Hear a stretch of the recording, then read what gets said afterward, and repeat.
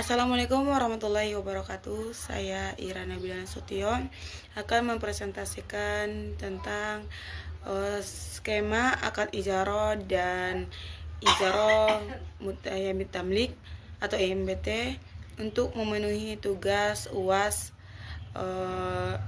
dengan matkul akuntansi perbankan syariah.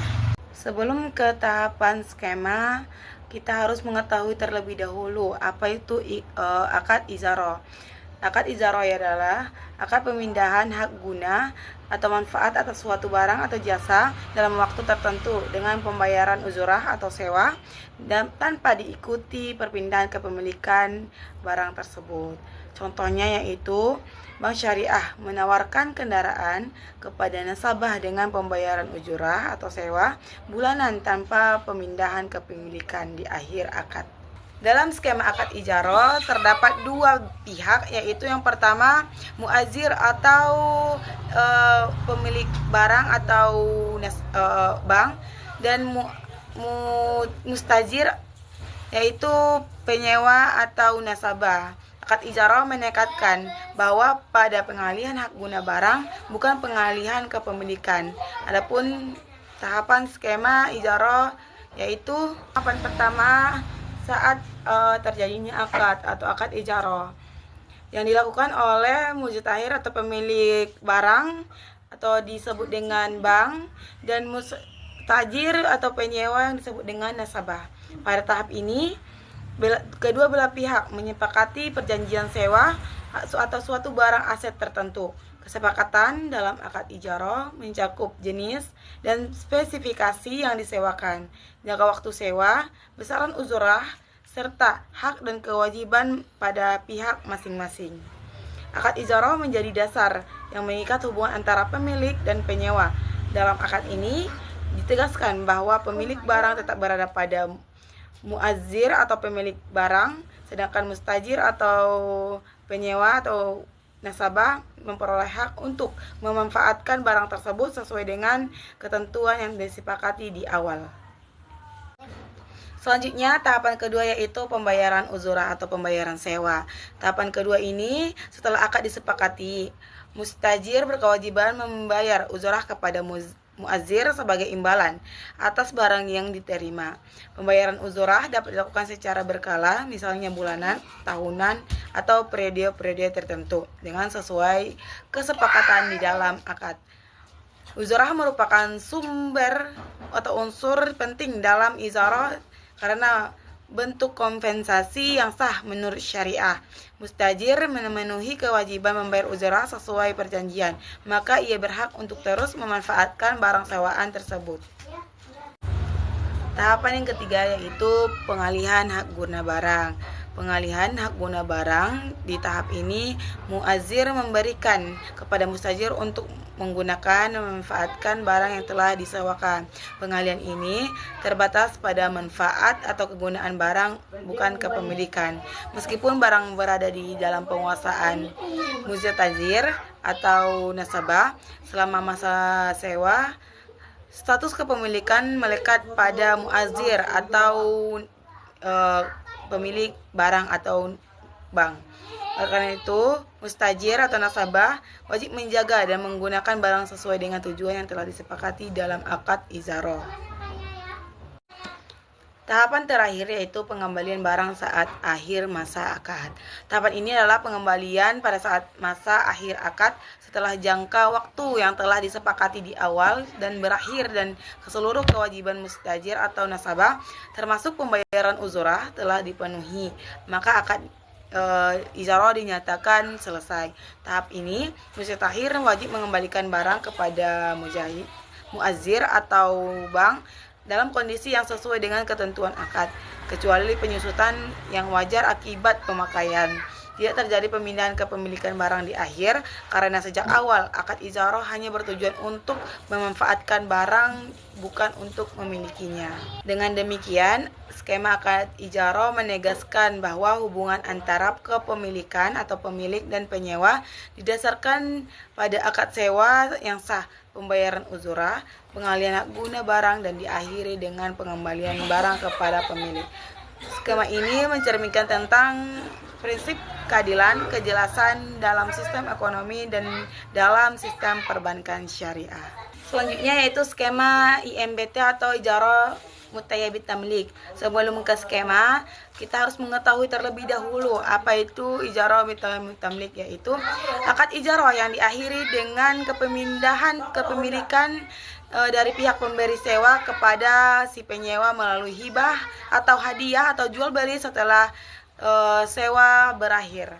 Contohnya, bank syariah menyewakan rumah kepada nasabah dan setelah sewa berakhir, kepemilikan rumah tersebut menjadi milik nasabah seutuhnya. Dalam skema Ijarah Mutayyabit Tamlik ada terdapat tiga pihak utamanya. Yang pertama penyewa atau nasabah, yang kedua bank, dan yang ketiga pemasok atau supplier. Skema ini menunjukkan bahwa akad IMBT diawali dengan akad sewa dan diakhiri dengan akad kepemilikan barang. Adapun skema tahapan IMBT yaitu yang pertama yaitu mengajukan permohonan sewa beli. Tahap pertama dimulai ketika nasabah atau penyewa mengajukan permohonan sewa beli kepada bank syariah. Tahap ini nasabah menyampaikan kebutuhan atas suatu barang atau aset tertentu yang ingin disewakan, seperti rumah, kendaraan, atau mesin usaha yang ingin dimanfaatkan sekaligus dimiliki di akhir sewa. Permohonan ini menjadi dasar bagi bank syariah untuk melakukan proses pembiayaan dengan skema IMBT. Nasabah juga menyampaikan kemampuan pembayaran sewa serta jangka waktu yang diinginkan oleh si nasabah. Selanjutnya, tahapan kedua yaitu setelah permohonan disetujui, tahap kedua bank syariah membeli objek atau barang yang akan disewakan oleh nasabah kepada supplier atau pemasok. Dalam tahap ini, bank bertindak sebagai pembeli dan menjadi pemilik sah atas objek yang disewakan. Tahap ini sangat penting karena dalam prinsip syariah, pihak menyewakan barang harus terlebih dahulu memiliki barang tersebut secara sah. Dengan demikian, bank syariah berhak menyewakan objek tersebut kepada nasabah. Selanjutnya yaitu tahap ketiga, akad sewa atau akad ijarah. Tahap ketiga melaksanakan akad sewa antara bank syariah dengan nasabah. Akad yang digunakan yaitu akad ijarah yang mengatur jangka waktu sewa, barang, besaran ujurah atau sewa, hak dan kewajiban masing-masing pihak. Dalam akad ini ditegaskan bahwa kepemilikan barang masih berada pada bank syariah, sedangkan bank nasabah hanya memperoleh hak guna atas barang tersebut selama masa sewa.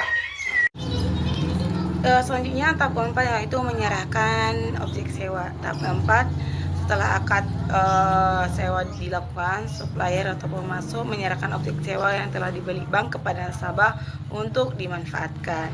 Pada tahap ini, nasabah mulai menggunakan objek sewa sesuai dengan tujuan yang telah disepakati di awal. Meskipun barang telah dikuasai oleh nasabah, status kepemilikan tetap berada pada bank syariah. Selanjutnya yaitu tahapan kelima, membayar sewa. Membayar sewa kepada nasabah. Nasabah membayar ujurah berkala sesuai dengan ketentuan dalam akad ijarah. Pembayaran sewa ini merupakan imbalan atas manfaat atau barang yang telah diterima oleh nasabah. Selama masa sewa berlangsung, nasabah berkewajiban menjaga barang dan menggunakan objek sesuai dengan ketentuan akad.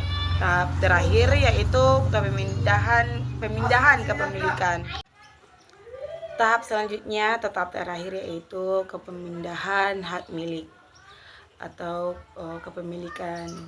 Setelah masa sewa berakhir, kewajiban pembayaran sewa telah dipenuhi, bank syariah melakukan kepemindahan hak milik guna kepada nasabah. Pemindahan kepemilikan bisa melalui dua akad, yaitu akad pertama akad hibah dan yang kedua akad jual beli. Tahapan inilah yang jadi membedakan IMBT dengan ijarah biasa.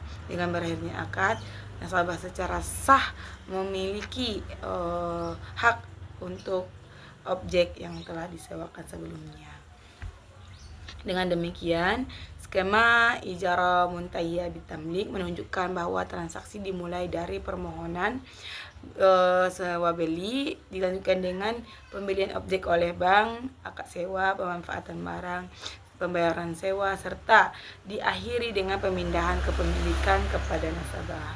Skema ini banyak digunakan dalam pembiayaan jangka panjang dalam perbankan syariah karena memberikan kemanfaatan sekaligus kepemilikan secara bertahap. Cukup sekian penjelasan skema akad ijarah dan akad ijarah muntahiyah bitamlik. Apabila ada kesalahan mohon dimaafkan. Saya Rana Minasution pamit undur diri. Assalamualaikum warahmatullahi wabarakatuh.